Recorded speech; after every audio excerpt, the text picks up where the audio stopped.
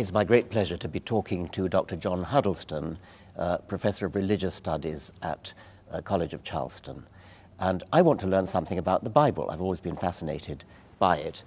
We're all familiar with the idea that the first chapter of Genesis, the creation myth of the Jews, is not historical. But what about the rest of Genesis? What about Abraham? Did Abraham ever exist? Probably not. I think if you look at the book of Genesis, which is presented as a kind of family history, if you continue down and even look at the book of Exodus, historically speaking or archaeologically speaking, there really is no evidence for any of the events that took place in either of those books. There was no captivity of the Jews in Egypt, for example.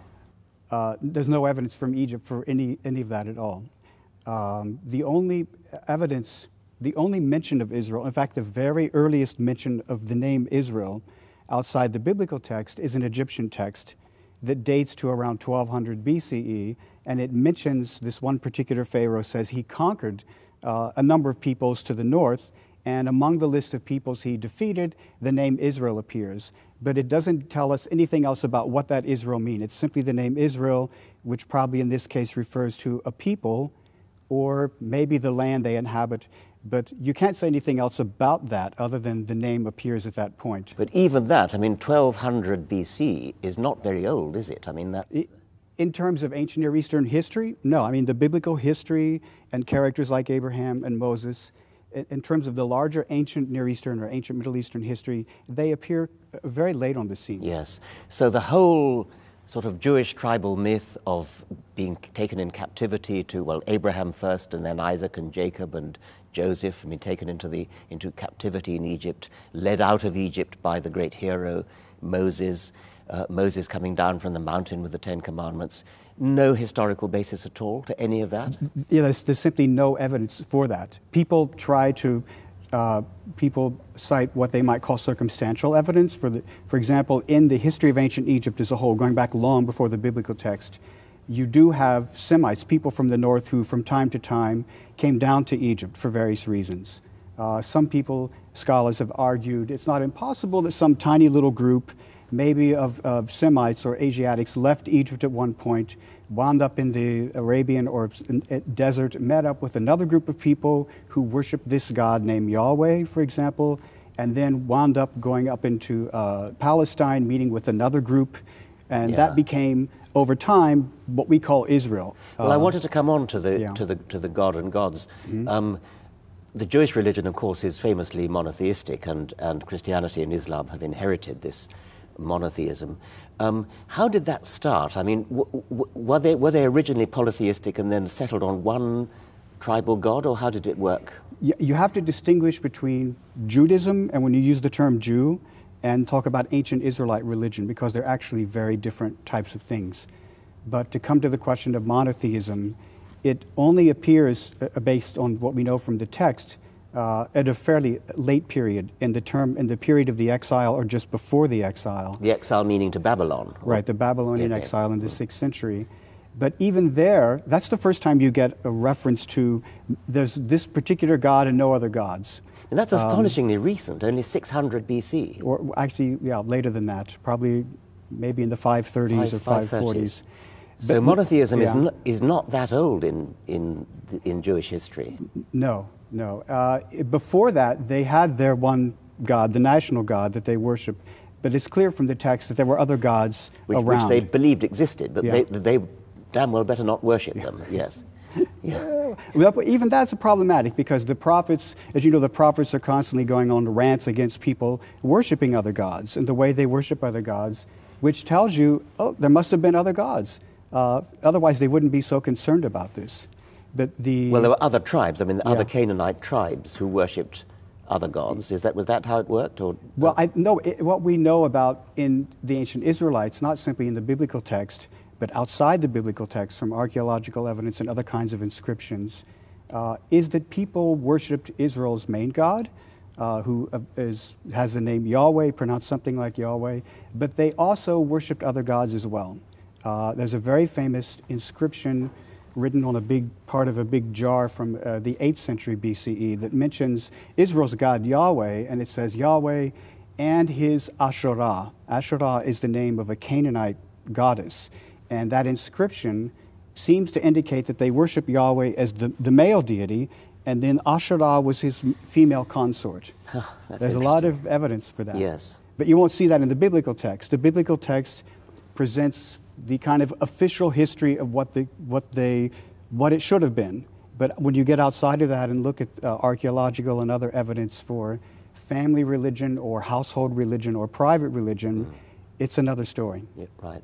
Now, what about King David? Is he a historical figure? Good question. We have no evidence for David existing in the 10th century.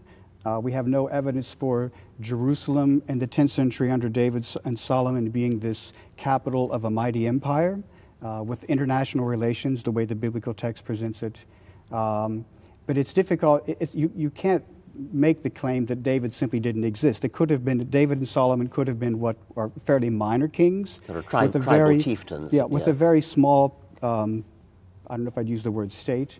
The only evidence that's come to light outside of the biblical text, because that's what people usually talk about, is an inscription that in the midst of this inscription, it talks about the house of David. By house of David, they mean the dynasty of David. But that's a text that's a couple hundred years later. But people have made the argument, if there's a house of David, then obviously there must have been a David to establish this kind of dynasty. But in terms of actual evidence, archaeological evidence, or other kinds of evidence, we simply have nothing that puts a David or a Solomon in this period. What's interesting is all their connections with all these other nations and marrying the daughters of other kings. That we know of later kings, not David and Solomon, but after David and Solomon, kings of the northern kingdom, like Omri and the Omride dynasty, they apparently were very powerful and influential figures. Okay, so you mentioned the northern kingdom. We're coming on now to the split between the northern kingdom of Israel and the southern kingdom of Judah. Now that's real, is it? There really were two kingdoms, and and the list of kings that we have for those two kingdoms, are they pretty authentic? Well, all you can say is we do have references outside the biblical text, in the Assyrian text, for example, that mention some of these kings by name. But what's interesting is they mention kings that the biblical writers don't like. If you take Ahab, for example, you may know Ahab is not a very nice character in the biblical text. The biblical text portrays him as a very weak military figure. But if you look at texts outside the Bible, Assyrian texts again, Assyrian annals or military inscriptions, they clearly show that Ahab and that dynasty and Omri and Jehu were powerful and influential kings. So you have a disconnect between how the biblical text presents this, because the biblical writers have their own theological or ideological assumptions. They're writing a theological history. And it's much different when you get some kind of information outside the text. Well, you make frequent reference to the distinction between biblical texts and texts from outside the Bible. You seem to be making the assumption that biblical texts are not to be taken seriously unless there's some authentication from outside authorities. Why is that? Why do you devalue the biblical text compared to the outside? I would say none of these ancient texts, Egyptian, Mesopotamian, Hittite, Edomite, Moabite, take all those people, none of those texts should be read face value. Right. Any serious historian who practices, history, the discipline of history or historiography, you don't just read the text you don't read the text and assume everything happened. You have to have other ways of dealing with the text. In the biblical text, there are cases where we have outside evidence to corroborate a biblical narrative or the existence of a king who did certain things. At other times, the evidence points in the opposite direction. So you hear some people say, well, the Bible, it's all true or it's all false. And that's a horrible false dichotomy. Yeah. Well, yes, okay. You have to look at each example on its own. Okay. Yeah. Now, what about the Assyrian came down like a wolf on the fold, and his cohorts were gleaming in purple and gold? That was a historical event, the Assyrian invasion. of the northern kingdom, was it? Is that from Nahum? I know I'm asking you, a biblical scholar. Oh, that's not. No, that's a poem by. Yeah, that is based on the book of Nahum. Okay. Nahum is a It's a very short little. Everyone's favorite biblical book, Nahum and Habakkuk. I always say that actually was the destruction of Nineveh in 612, which the biblical writer is rejoicing that the Assyrian city, the capital city, was destroyed. And gloating in incredible ways over the destruction, and talking about women and children literally being dashed against the rocks as they were killed. It's a wonderful text. Yeah. What about the Babylonian captivity? That there clearly was some kind of exile, but not on the level or the scale that the biblical text presents. So it wasn't that an entire people was carted off to Babylon. Yeah, it wasn't an empty land. This is how scholars deal with this, the whole kind of empty land idea. We think that everyone was carted off to Babylonia, marry marry Babylonian wives, have 2.5 Babylonian By the waters kids of Babylon we sat down and wept. Yeah. Yes. But they would have taken off people into exile who were of use to them. So the king and anyone connected with his the whole bureaucracy, people who had a particular talent that they would find useful. But there were a lot of people that stayed back in the land. Yeah. And there were people who didn't come back out of exile from Babylon. Babylon, as you know, in Jewish history became a major center for Jewish learning, and therefore you have the Babylonian Talmud. So a lot of the biblical books were written in Babylon, were they? That's a good question. When they come back, there's this guy named Ezra who comes back. And the text says he brings with him some kind of book of the law of Moses. We don't know exactly what that was. People assume it was some kind of form of maybe what we call the Pentateuch, maybe a few books after that, but there's no actual way of knowing. He had some text, and he had a text because the Persian king who oversaw when they're coming back under Persian authority, and the Persians want the different peoples who were going back to their homelands to reestablish their laws, rebuild their temples, which is what it says in the text they're doing. This was all done to the Persian king's advantage, to set up these outlying provinces and to keep them under control, allow them to establish their own laws. What's amazing in the biblical text is all of that is done under Persian authority, and they even offer sacrifices on behalf of the Persian king in Jerusalem. Yeah. Now, what about the prophets, Isaiah, Jeremiah, and so on? When and where did they happen, if they did? I know I keep saying this, but that's a good question. Here you find disputes among scholars that these oracles, like Isaiah, Jeremiah, and Amos, the actual oracles associated with them were probably written down over a long period of time. You're talking possibly 300 or 400 year period. Oh, so they're not individual prophets at all? Well, the issue is, to what extent can you go back and find an historical Amos, for example, or an historical Hosea, because the oracles that may have been written by disciples of theirs. We have a reference to this in the book of Isaiah, that he had followers or disciples, and we know people over time would write down oracles. There are disputes about, did these actual figures actually exist at one point, and how much of the oracles presented in the books actually go back to that figure. That's a debated issue. There clearly, aside from that, there clearly are additions to these books. People would go in and add another prophecy to update the book.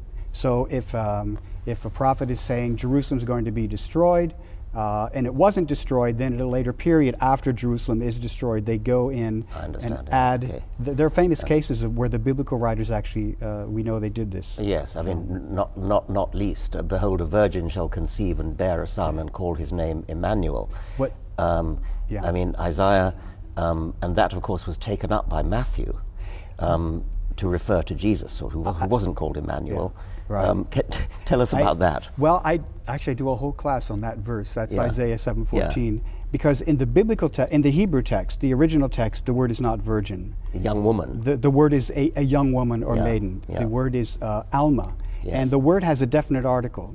So it's the young woman. In the biblical text, the prophet Isaiah is standing in the company of the king, Ahaz, and he's saying, in the Hebrew text, it's behold, this woman who's standing here, who is with child, is going to have a son and is going to name him Emmanuel. And then you have to read the rest of the text, because the rest of the text is, before this child is too old, before this child eats hard foods, for example, depending on how you interpret this, these two kings before whom you are in dread, which are the kings of Aram or Syria and Israel, they will disappear. This is the whole point of the text. Yeah. The text So really it's has nothing to do with future. It's very I should explain. The near future. It's very near future. Yeah. So you say, well, but then how did Matthew get virgin out of this? He got that from the Greek translation, which has parthenos. It's related to the word for Parthenon. Yeah.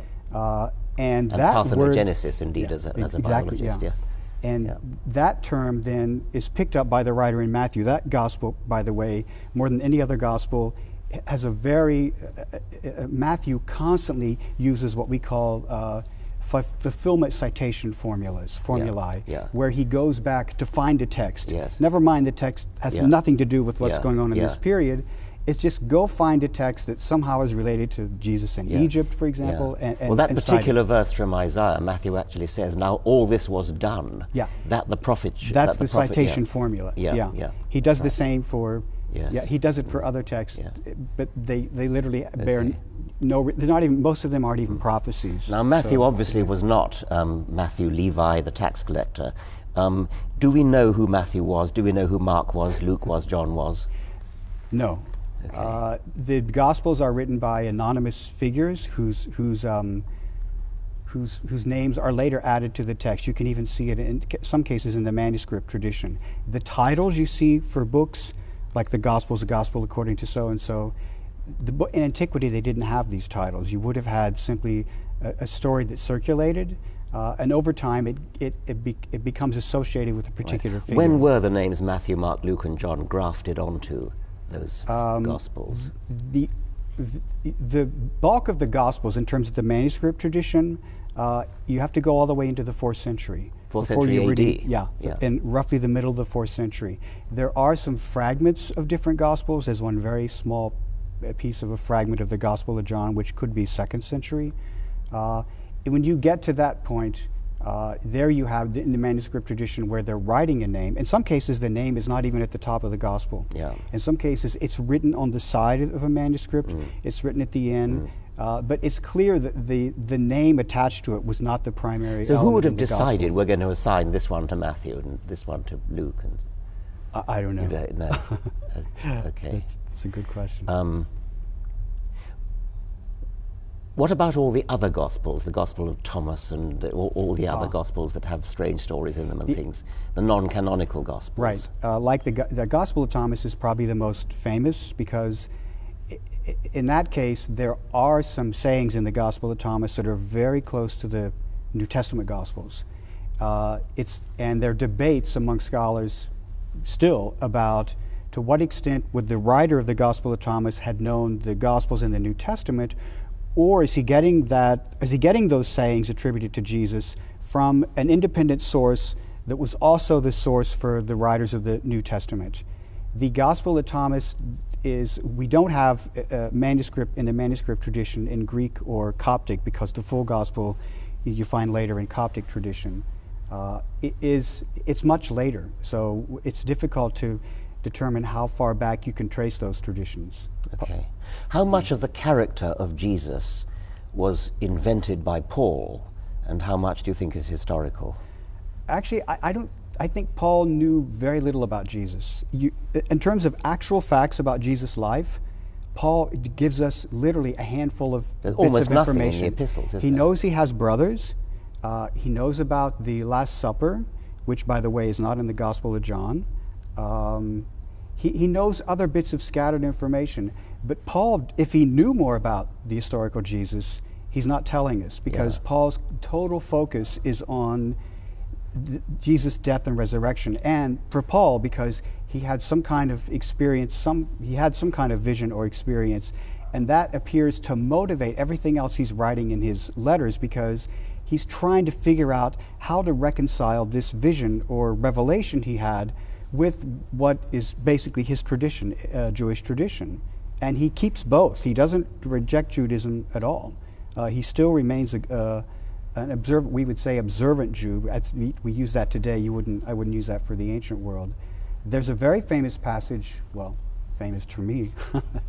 It's a passage in the book of Acts that says, Paul came back to Jerusalem at one point, and the leaders in Jerusalem said to him, who were very conservative, by the way, one of whom was James, Jesus' brother, they're still saying you have to be circumcised, you have to keep the Sabbath, you have to keep kashrut, the food laws. It's a very conservative wing of the church. They are telling Paul, Paul, we have a problem here. You're out there talking to Gentiles, to non-Jews, and telling them they don't have to keep the law, they don't have to do all these things. And the people here in Jerusalem think you're telling everyone they don't have to keep the law. And so they ask Paul to take a vow and to do certain things. And by taking this vow, he is showing people, no, I'm still observant, I still follow the law. But there's a lot of whole new scholarship going on with how people understand Paul in the last 2 decades. Okay. How much do we actually know about the historical Jesus? It depends on who you talk to. There are different methods or criteria that scholars over the last even 200 years have devised to say, how do you get back to the actual authentic sayings or deeds? And there was an historical Jesus, by the way, so that's not an issue. I should say that there's no Roman evidence at all in the 1st century. There are no Roman documents that refer to Jesus. The earliest Roman evidence comes in the early 2nd century with Pliny, with a guy named Tacitus, for example. That's very, very little information. All we know is he was executed during the reign of Tiberius, and then the Jewish historian Josephus at the very end of the 1st century talks about, he has a brief passage about Jesus. He also has a passage about James, his brother. It's everyone kind of reconstructs their own historical Jesus, I think sometimes based on the generation. So you get some scholars now, very prominent scholars, who create a kind of warm and fuzzy egalitarian Jesus who rages against the colonial Romans and all this kind of stuff.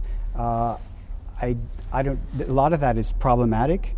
I think that based on other Jewish groups in this period, I would say he probably had a fairly strongly apocalyptic message that the kingdom was coming very soon. And coming soon. Right, yeah. Which was not uncommon among prophetic figures of his time, isn't that right?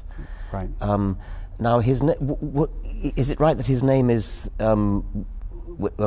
Jesus is the Roman form. What would the Jewish form of his name have been? Yeshua or Joshua? Joshua is also the same form. A very common name. Yeah, exactly. I mean, when we say, was Jesus a real figure, what we're saying is there was a wandering preacher whose name was Yehoshua.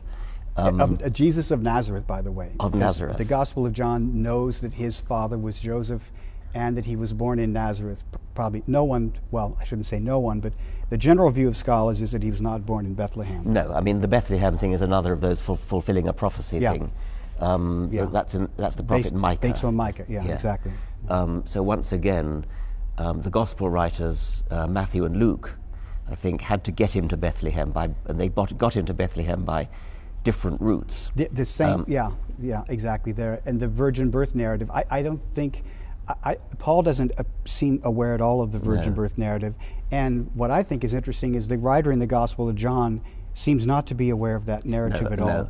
And John actually refers to him as coming from Nazareth with no mention of... Right. In John, the people say, the Messiah from Nazareth? Yes. Because they assume, we know this guy's from Nazareth. Yes. So what it's saying is that he was clearly not born in Bethlehem. Yes. Yeah. So the whole Bethlehem story, the whole virgin birth story, is just fulfilling Old Testament prophecies, and admittedly so. I mean, no. Well, but there are no actual virgin birth prophecies either. I mean, it's that's just a mistranslation. What surprises me is that I've talked to respectable, sophisticated theologians, including the recently retired Archbishop of Canterbury. I watched that debate, by the way. And I said, of course, you don't believe in the virgin birth, do you? And he said, well, yes, I do, as a matter of fact. And I was absolutely bowled over by this, because I expected fundamentalists to believe in the virgin birth, but for a respectable archbishop to believe in the virgin birth. Well, in Catholic scholarship, by the way, has it changed drastically after Vatican II in the early 60s. Some of the most highly respected, knowledgeable, excellent scholars in New Testament happen to be Catholic scholars. And if you take one example, Raymond Brown, who was one of the leading scholars. Robin, are you making signals? What are you doing? Oh, sorry. I'm so sorry. It's all right. One very famous scholar who published a book about the birth of Jesus, and he was one of the most highly respected scholars, a Catholic scholar and a priest, by the way. He argued in very in a roundabout way, but he basically was saying there was no virgin birth. Yeah. Which was, he just was going through the material, and he, as a Catholic scholar, he had to conclude that. So. But once people knew that it was a mistranslation from Isaiah's Hebrew to the Greek virgin, why does any scholar even bother to talk about a virgin birth, since it's known that it came from this deliberate fulfilling of an Old Testament prophecy? Well, the idea of a virgin birth, or the idea of being that you are the product, that your father was a god and your mother was a human, that in Greco-Roman period, in this period we're talking about, it's extremely common. Anyone who was important at all, whether an emperor, a philosopher, an athlete, we should do Michael Jordan. If you were anyone important who made a contribution to Roman society, if you were a great benefactor, you of course would have been born of Zeus or some other god, and your mother would have been human. It was extremely common. Yes. So the surprising thing would be if a gospel writer chose not to say Jesus was born of a virgin and his father was divine. Yes. You would have to. And could you say the same thing of the resurrection of Jesus as well? That again is a common myth, isn't it? Among gods of that period, and that I don't know as much about the Greco-Roman period, but you can talk about earlier ancient Near Eastern. Yes. In Canaanite mythology, for example, with the whole discussion of Osiris in Egyptian texts. Yes. But there's been a lot of scholarship over the last couple of decades that have shown the whole idea of a dying and rising God, this kind of traditional idea we think of. It is problematic in some ways, the way people read text. You can't simply apply it to the New Testament the way some people have done. What about the idea of the scapegoat? What about the idea of dying in order to take sin away? Is that a very common? I mean, that's obviously deep in Christian theology. Is that also a very common? It seems you could apply that to, in Jewish tradition, Yom Kippur, which is this idea of the goat. When we talk about the goat, there were two goats in Leviticus 16, where the one goat is sent out into the wilderness, and the other goat, they put their hands on the goat and transfer the sins of Israel. All the sins go into the goat. Yes. And the one goat. But even that idea about substitutionary atonement is more problematic in later Jewish tradition. I should say that the story about Isaac in Genesis 22, where he's almost sacrificed, later Jewish tradition, and there are all kinds of interesting material on this, went back and read that story and said, well, no, he wasn't actually killed, but he nicked him with a knife, for example, and he lost so much blood. Or how much blood did he lose? If he lost this much blood, that's kind of an atoning thing. If he lost this much blood, and it's a very fascinating tradition that's post-biblical. But one scholar, actually a scholar you may know from Oxford, Geza Vermish, a well-known scholar, wrote decades ago a long essay about how he believed these stories about Isaac as a sacrifice that was meritorious for the ancestors or the descendants. There's a name for this in Jewish tradition. That he argued that those traditions in Judaism influenced Christianity and how they understood Jesus, and also the passages in Isaiah 53 about a servant who is suffering, and a servant that dies, or those passages are problematic in their own way. Which was taken up by the Essenes of the Dead Sea Scrolls, wasn't it? That tradition of the suffering servant. Other different groups looked at those passages differently. The debate about those passages is outside of Isaiah 53. If you look at the earlier passages, starting in chapter 40 and following, you have this servant who appears at different times. And the servant is, in the biblical text, clearly identified as Israel. There's no question. They said, my servant Israel, for example. Except when you get to Isaiah 53, then it's more problematic about what's going on with the servant. One very common view among scholars is the servant is the head of this community of exiles who was then maybe beaten or possibly killed by the Babylonians for various reasons. And this is another whole discussion about what historically would have happened at the time these chapters were written. But that's a much different thing than moving down 500 years, 600 years, and talking about how people use the text later. Yes. That's the case with all the things we're talking about. As a biologist, I'm used to the idea that one of the greater threats to religious belief comes from my own subject of biology, well, science generally, but more specifically evolutionary biology. But talking to you, I'm starting to get the idea that actually looking as a historian at the Bible might be an even greater threat to religious faith. What do you think about that? Yes, it depends on what people. I mean, students who come to my classes come from all different approaches or spectrums. Some students assimilate this kind of material and somehow, in some ways, partition it and just go on and carry on still a part of their tradition. And other people don't. I mean, I couldn't say, you're right, in some cases it is a threat if you're taking a passage like Isaiah 7:14 and saying, this is not actually what's going on in the passage. You could choose to say, I would ignore the actual history of all this stuff, and I only care about how people later decided to read and interpret these texts. So there's almost nothing left of the history. I mean, there's nothing left of the ancient Jewish history. There's nothing, I mean, as far as religion is concerned, there's very little left of New Testament. No, I wouldn't. That's another. I wouldn't say that. I would say, I mean, if you're talking about biblical history in the Old Testament, there's a lot of narratives that are clearly, generally historical narratives.